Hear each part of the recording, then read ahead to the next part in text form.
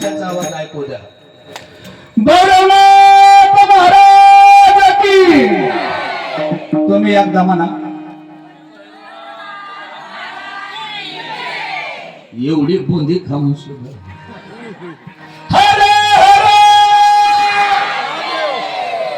भैरवनाथ महाराज की. धवा धवा धवा धवा